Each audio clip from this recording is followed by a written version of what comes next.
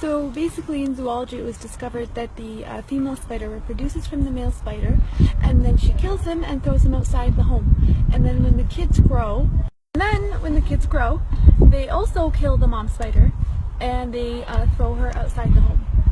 Technically it was discovered that the spider's home is the most bizarre home. It's the worst home ever built.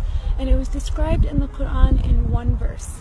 In Surah Al-Ankabut verse 41 it says, "And those who take allies other than Allah is like that of a spider who takes a home. And indeed the weakest of homes is the home of the spider, if only they knew," is how the verse ended. SubhanAllah, people always knew the physical weakness and the flimsiness of the spider's home.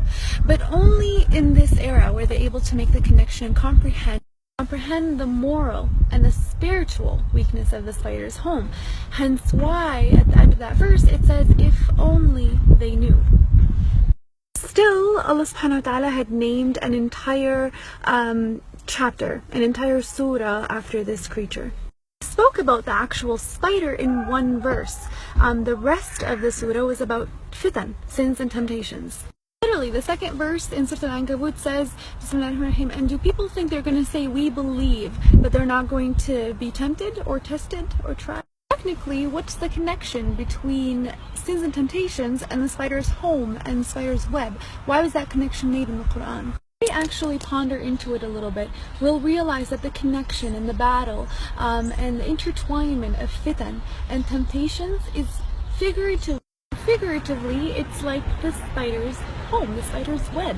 Temptations are everywhere. There's a lot of them, and sometimes they're very intertwined and connected, where sometimes it becomes very difficult for the fitan or temptations to be individually distinguished.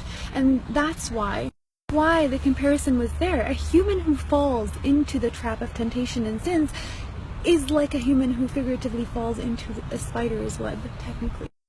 Here's the thing, if we decide to leave that trap through seeking our Lord with His power and our will, that trap becomes very weak. Just like the spider's web, it gets demolished with the touch of a finger. SubhanAllah, I just thought that connection in the Quran was very fascinating, very interesting. May Allah protect us from any fitan and temptations there.